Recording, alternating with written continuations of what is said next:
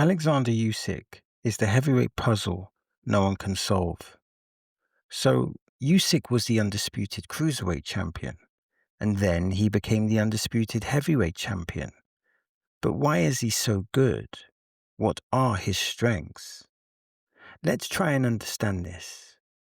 So, the first thing I think that is really vital with regards to his success, with regards to Usyk's success, is what I call his cognition training. So, it's training that improves your cognition and therefore improves also your strategic thinking. Think of it like this. I remember Lennox Lewis was a chess player, and I believed that his chess playing actually contributed to his boxing because he was chess by default. You have to be strategic, and he brought strategy into his boxing matches. Check out the Evander Holyfield fights. They were, in a sense, like chess matches, as they were boxing. They were boxing matches that required high level of boxing intelligence. So, what does Usyk use to improve his strategic approach, or what does he use to improve his cognition? And to put simply, he uses the Schultz table. So, the first question would be, what is the Schultz table? So, let me try and explain. So, the Schultz table is where numbers are like randomly placed. And what you have to do, you have to put the numbers in sequence. Sounds quite simple, but you have to maintain your gaze in the center. And what it does, it's like solving a puzzle. And how does this relate to boxing? Well, in a simple sense, boxing, or each boxer or each opponent, represents a puzzle. So, for example, there was the Anthony Joshua puzzle, and then there was the Tyson Fury puzzle, and then there was the Daniel Dubois puzzle, and before that there was the Derek Chisora puzzle, etc. So I believe that his cognitive training is a part of his evolutionary boxing methods, and this has helped Usyk to propel. So an essential part of Usyk's boxing arsenal is footwork, and essentially footwork is a very important element of boxing. So let's substantiate that sentence. So let's give some reference points. So when you look at Muhammad Ali and you look at when he beat Sonny Liston, who was most feared, Ali utilized effective footwork. He also utilized footwork in all his matches, but that one stands out. And also you have the Joe Frazier fights. That's two major references. Roy Jones, he had fantastic footwork. Sugar Ray Robinson, an absolute legend, he had fantastic footwork. Sugar Ray Leonard utilized footwork effectively. Check his fight against Roberto Duran. In the rematch against Roberto Duran, he used footwork effectively. And footwork essentially enables you to get in range and then get out of range. And remember, the philosophy of boxing is to hit and not be hit. And Usyk needed footwork, in particular for certain fights. You know, the Chisora fight, footwork was very much needed because Chisora was trying to get in range and land those bombs, and he was able to utilize his footwork effectively. And obviously in the Anthony Joshua fight, Anthony Joshua being such a hard puncher, he wanted to get into range, and Usyk utilized effective footwork to stay out of range when he wanted to stay out of range, and then use the feint and footwork to get in range, to get his punches off, and then get outside. So when we look at Usyk, obviously you have the feints, you have the jab, you have the southpaw position, but also his feet are an essential part of his resume. Also, another part of what people struggle with when they fight Usyk is the fact that he's a southpaw.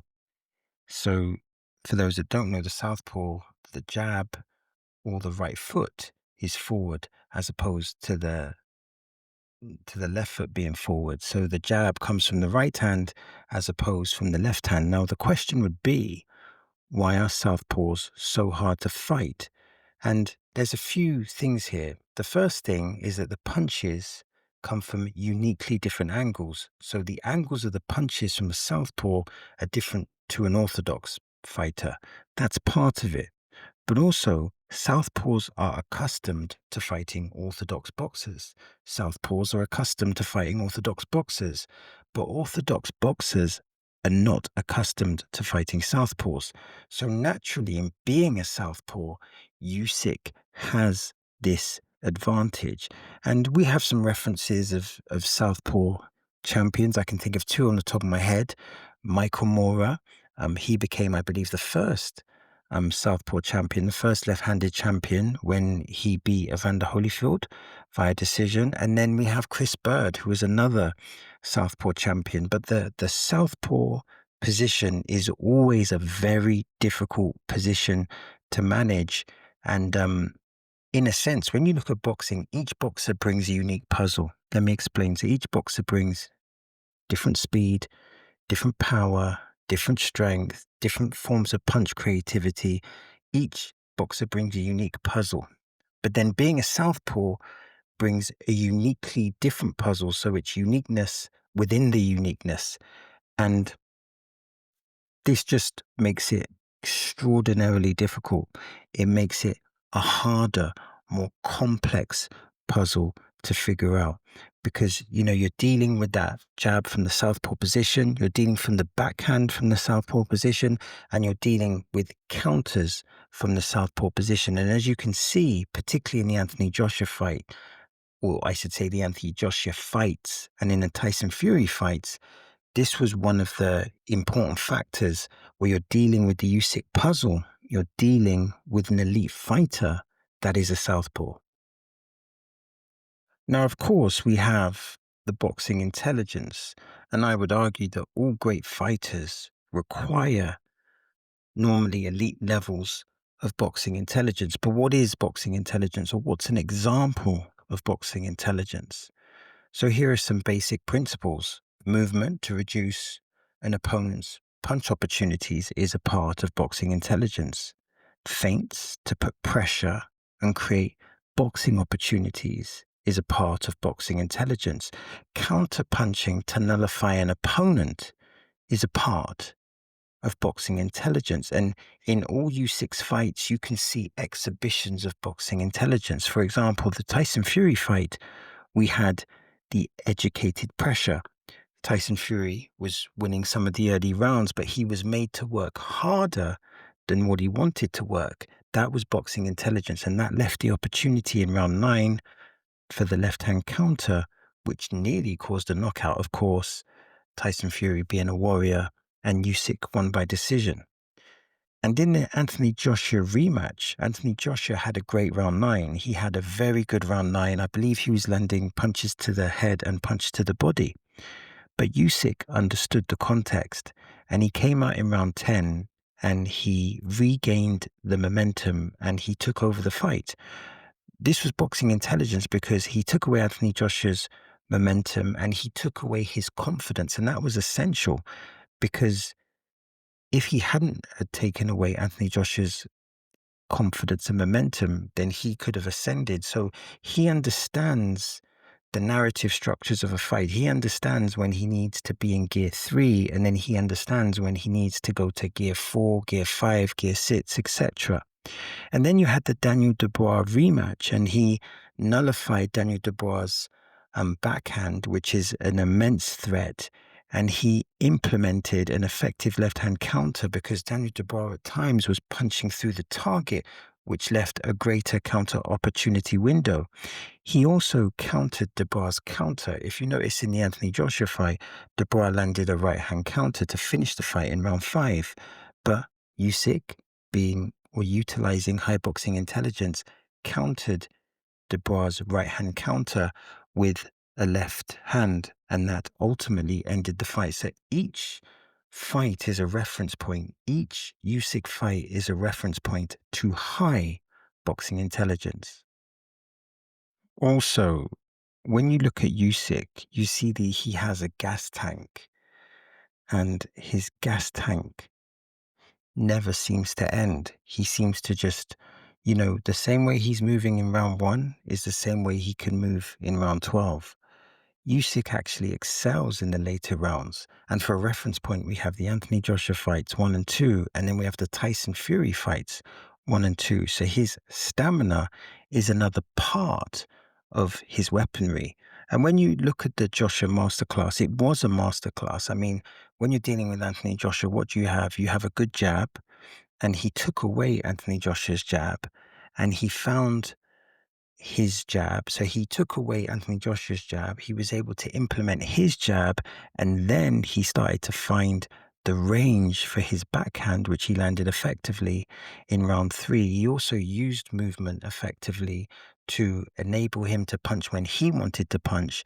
But then when he wanted to take a rest, then he would effectively move out the way, move out of the punch zone. He also used feints, and he used feints effectively because the feints keep the opponent thinking. So when you get an opponent's respect with your power, he has to respect the feint. So if you feint, then he's flinching. And if he doesn't flinch, then you should just throw the punches. So he was able to keep Joshua psychologically working with the feint. And also on top of that, he accelerated later in the fight. So as the fight progressed, or at the beginning of the fight, you had like the battle of the jabs. So you had the battle of the jabs, which I would argue that Usyk won the battle of the jabs. And then in round 3 and 4, Usyk started to find range for his backhand. But then in the mid rounds, Joshua started to, started to come back, if I remember, with some combinations and some body punching. But then as we moved into the final phase of the fight, Joshua got slower and apparently weaker, but Usyk got better. It's almost like he got faster and was starting to punch harder. And then I remember in round 12, he then started to throw combination punches. Mostly with a fighter, they'll start off throwing combination punches, and as the fight progresses, their punch output will decrease. But from what I can remember, Usyk's punches Usyk's punch output actually increased. And this is the whole thing about Usyk. He's got so many different elements to his game. So he has the cognition training, which enables him to adapt to the different types of opponents, to the different types of puzzles. And that enables him to be able to adapt his game plan accordingly. He's got the movement, so it's hard to trap him. He's got the good feints, the good jab, the backhand to get your attention. He also has the ability to analyze and be stoic. And if an opponent comes in and has a good round, he will come in the next round and take over to negate your momentum and to negate your confidence. So Usyk is good in so many different ways. There's so many different elements to his game. And I think that's partly why he's been so dominant in the heavyweight division.